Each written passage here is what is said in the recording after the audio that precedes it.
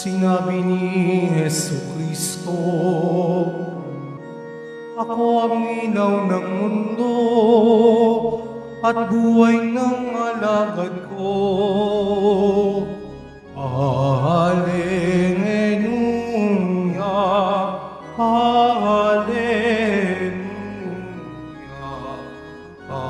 hallelujah, hallelujah.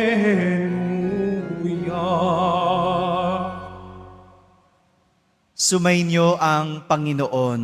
At sumaiyo rin. Ang mabuting balita ng Panginoon ayon kay San Juan. Papuri sa iyo, Panginoon.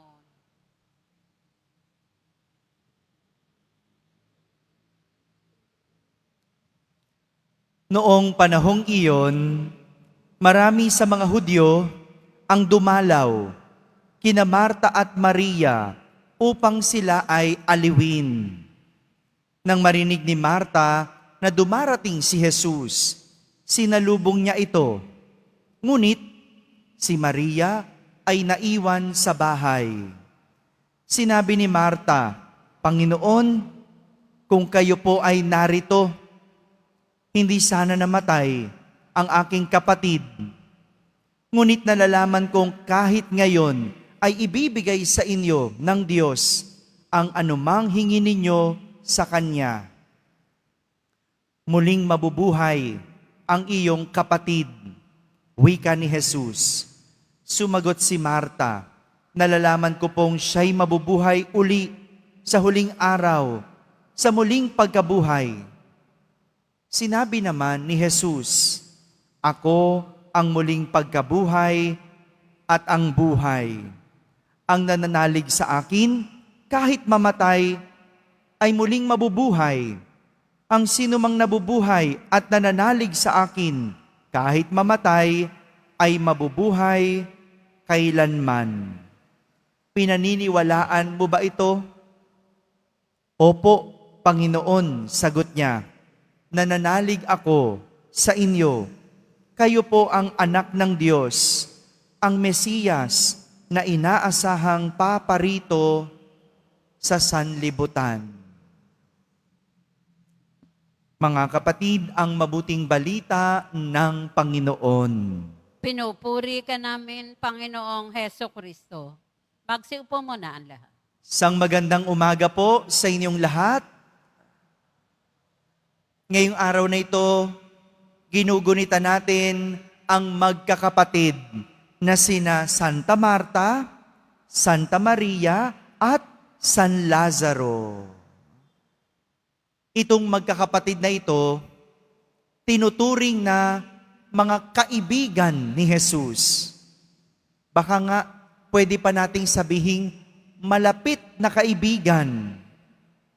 Bakit naman hindi? Alam niyo po ba, talagang sinasadya ni Jesus puntahan, dalawin ang mga magkakapatid. Lalo na sa tuwing pupunta si Jesus sa Betania, pinupuntahan niya ang bahay. Di ba ganon tayo? Yung ating mga malalapit na kaibigan, yun lang yung mga kaibigan na pinupuntahan natin. Dinadalaw natin. Hindi po ba? Meron tayong mga kaibigan sa labas lang ng bahay. Di ba? Pero yung kaibigan mo na pinupuntahan mo sa bahay, yung kaibigan mo na pinatutuloy mo sa bahay, ibig sabihin, malapit mong kaibigan. Hindi po ba? Hindi naman lahat ng kaibigan mo, pinapapasok mo sa bahay. Kaya masasabi natin, itong si Jesus, malapit sa magkakapatid. At ang magkakapatid, malapit din kay Jesus. Itong nangyari sa ating ebanghelyo. Itong narinig natin na kwento sa ating ebanghelyo. Ngunit, sa pagkakataong ito, burol ni San Lazaro. Burol. Dumalaw si Jesus sa magkapatid na babae na sina Santa Marta at Maria. Dumalaw para damayan. Hindi po ba? Kapag ba ang kaibigan mo namatayan, bakit mo dinadalaw? Hello. Dinadamayan. 'Di ba? Nakikiramay, sinusuportahan, inaalalayan, ginagabayan, pinapakalma, pinapahagaang ang kalooban. Gaya na lang ng mga ibang bisita. Sabi sa Ebanghelyo, yung ibang Hudyong bisita, anong ginawa? Inaaliw ang magkapatid. Pero iba si Jesus. Dahil hindi aliw ang dala ni Jesus. Hindi lang pagdamay ang dala ni Jesus. Ang dala ni Jesus, ang plano ng Diyos. Yan ang hindi alam ng magkapatid. Ang alam lang nila, maring dinalaw sila ni Jesus. Siyempre, may magkaibigan eh. Pero ang di nila alam, may dala si Jesus. Ang dala, plano ng Diyos. Para sa iba, iisipin nila, naku, huli na ang lahat para dumalaw si Jesus. Kung kailan patay, saka ka dadalaw. Kung kailan hindi ka na kailangan, saka ka andyan. Kasi marami naman nakakaalam na kayang magpagaling ni Jesus nang may sakit. Bakit nung may sakit hindi dinalaw? 'Di ba? Pwedeng yun ang isipin ng iba. Pwedeng sabihin ng iba, nako, huli ng lahat. Kaya nga, kahit si Marta, nang salubungin niya si Jesus, ano sabi niya?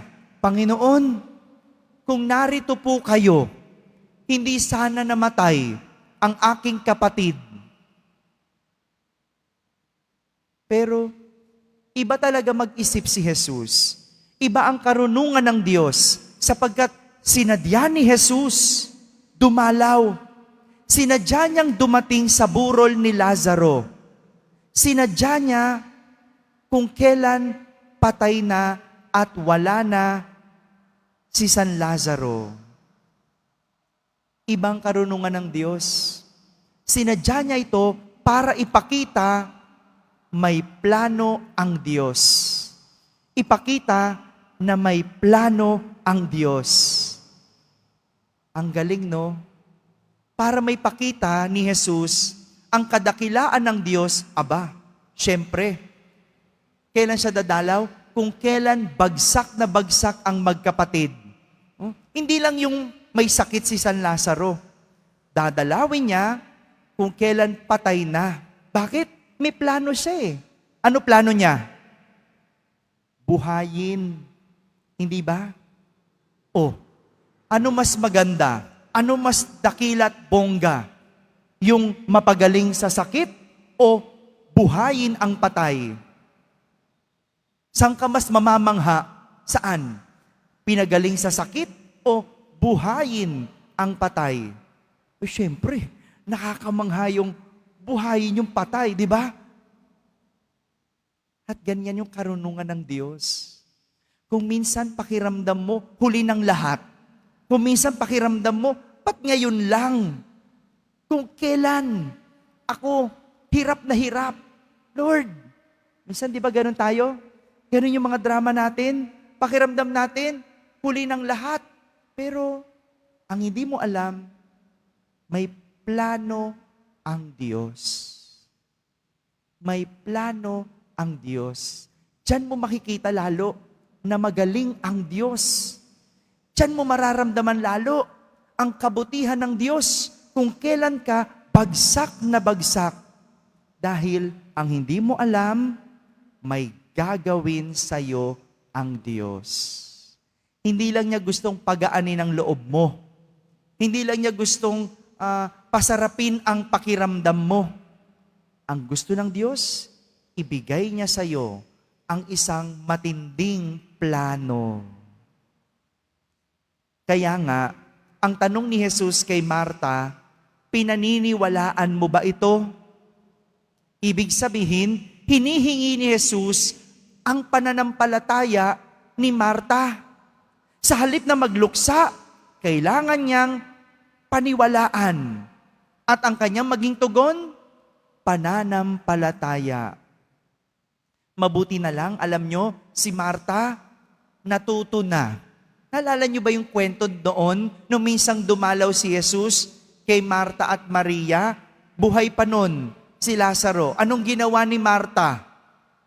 Di ba abalang-abala siya magluto? Abalang-abala siya.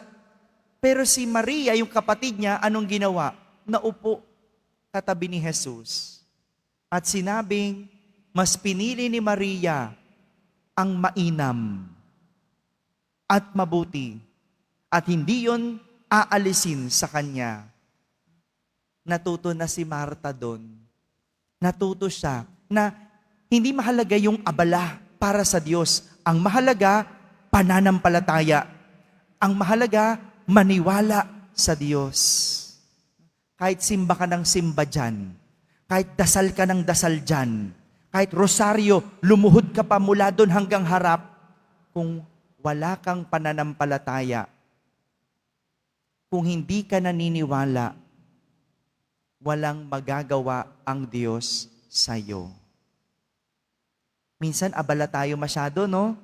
Abala mag-serve, abala lahat ng gawin ng debosyon. Pero ang hinihingi sa atin, pananampalataya, paniniwala. Kaya nga, si Marta natuto na. Nung tanungin siya, naniniwala ka ba? Ang sagot ni Marta, opo, Panginoon, nananalig ako sa iyo. Kayo po ang anak ng Diyos, ang Mesiyas na inaasahang paparito sa sanlibutan. Mga kapatid, itong pinapakita ng ating pagdiriwang at ng ating ebanghelyo sa araw na ito. Sa panahong akala natin tayo ay iniwan ng Diyos, isipin natin, hindi yan totoo.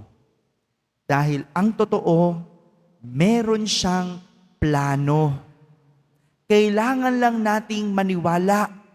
At bilang tugon, dapat laging mayroong pananampalataya. Amen? Amen.